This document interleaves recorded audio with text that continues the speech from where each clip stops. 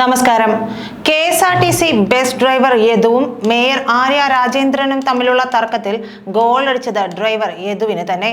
മേയറമ്മയും ഭർത്താവും വടി കൊടുത്ത് അടി വാങ്ങിയതുപോലെയായി. തൽക്കാലം അറസ്റ്റ് ഉണ്ടാകില്ല എന്ന് മാത്രം.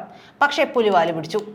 കെ.എസ്.ആർ.ടി.സി ഡ്രൈവർ യദുവിന്റെ ഹർജിയിൽ കോടതി നിർദ്ദേശപ്രകാരമാണ് കേസെടുത്തിരിക്കുന്നത്. മേയർ അടക്കം 5 പേർക്കെതിരെയാണ് കന്റോൺമെന്റ് പോലീസ് കേസെടുത്തത്. ഈ സാഹചര്യത്തിൽ പ്രതികൾ മുൻകൂർ ജാമ്യം തേടിയേക്കും. കോടതിയിൽ യദുവിന്റെ പരാതിയിൽ സൂചിപ്പിച്ചിട്ടുള്ള അതേ കാര്യങ്ങൾ തന്നെയാണ് എഫ്ഐആറിലുമുള്ളത്.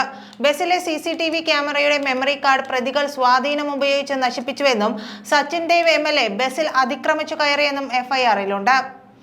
MLA അസഭ്യ വാക്കുകൾ ഉപയോഗിച്ചതായി എഫ്ഐആറിലുണ്ട്. കോടതിയിൽ നിന്ന് ലഭിച്ച പരാതിയിലെ ആരോപണങ്ങൾ അങ്ങനെ തന്നെ എഫ്ഐആറിൽ ഉൾപ്പെടുത്തിയിരിക്കുകയാണ്. കോടതി നിർദ്ദേശപ്രകാരമാണ് ഇത്.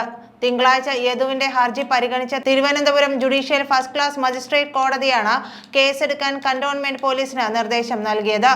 ഔദ്യോഗിക കൃത്യനിർവഹണം തടസ്സപ്പെടുത്തി, അനധികൃതമായി തടങ്കലിൽ വെച്ചു തുടങ്ങിയ ആരോപണങ്ങളാണ് ഡ്രൈവർ ഹർജിയിൽ ഉന്നയിച്ചിരുന്നത്. അതിന്റെ അടിസ്ഥാനത്തിലാണ് കോടതി നിർദ്ദേശപ്രകാരം ജാമ്യമില്ലാ വകുപ്പ് ചുമത്തി കേസെടുത്തിരിക്കുന്നത്.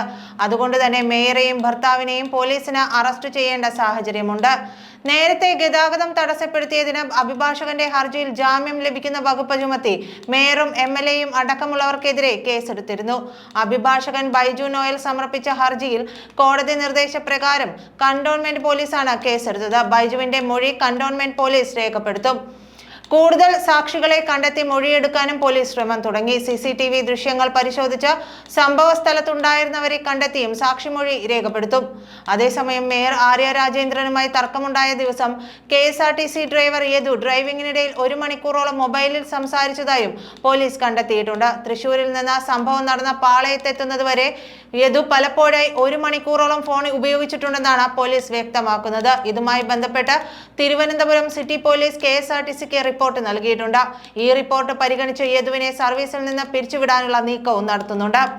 ലൈസൻസ് റദ്ദാക്കാനും സാധ്യത ഏറെയാണ്. മേയർ ആര്യ രാജേന്ദ്രനും KSRTC ഡ്രൈവർ യദുവും തമ്മിലുള്ള തർക്കം സംബന്ധിച്ച് കോടതിയിൽ പൊതു താൽപര്യ ഹർജി നൽകിയ അഭിഭാഷകനായ ബൈജു നോയൽ ആദ്യമായല്ല ഇത്തരം സംഭവങ്ങളിൽ ഇടപെടുന്നതും. മല്ലപ്പള്ളിയിൽ മന്ത്രി സജീഷ് ചെറിയാൻ നടത്തിയ ഭരണഘടനാ വിരുദ്ധ പ്രസംഗത്തിനെതിരെ Thiruvalla judicial first class magistrate കോടതിയെ സമീപിച്ചത് ബൈജു നോയലായിരുന്നു. പോലീസ് മന്ത്രിക്ക് വേണ്ടി ഈ കേസ് എഴുതി തള്ളിയപ്പോൾ താൻ മേൽക്കോടതിയെ സമീപിക്കുമെന്നായിരുന്നു ബൈജു നോയലിന്റെ പ്രതികരണം. പക്ഷേ പിന്നീടൊന്നും സംഭവിച്ചില്ല. അതിനുശേഷം ബൈജുവിന്റെ പേര് കേൾക്കുന്നത് തിരുവനന്തപുരം സംഭവത്തിലാണ്. ബൈജു നൽകിയ ഹർജിയിൽ കേസെടുക്കാൻ കോടതി ഉത്തരവിട്ടിരുന്നു. ഇതിന്മേൽ നിസാര വകുപ്പുകൾ ചുമത്തി കന്റോൺമെന്റ് പോലീസ് മേയർക്കും ഭർത്താവ് സച്ചിൻ ദേവ് MLAയ്ക്കുമെതിരെ എഫ്ഐആർ ഇട്ടിരുന്നു.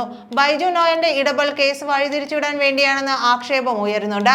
KSRTC ഡ്രൈവർ യദു നൽകിയ ഹർജി കോടതിയിൽ വരുമ്പോൾ ഈ കേസിന്റെ കാര്യം ചൂണ്ടിക്കാണിച്ച് രക്ഷപ്പെടാനുള്ള വഴിയൊരുക്കുകയാണ് ലക്ഷ്യമെന്നായിരുന്നു ആരോപണം. എന്നാൽ കോടതി യദുവിന്റെ ഹർജി സ്വീകരിക്കുകയും കേസെടുക്കാൻ വേണ്ടി കന്റോൺമെന്റ് പോലീസിന് കൈമാറുകയും ചെയ്തു. അതോടെ ബൈജു നോയൽ നൽകിയ ഹർജിയും അതിന്മേലെടുത്ത കേസും അപ്രസക്തമാവുകയായിരുന്നു. നന്ദി.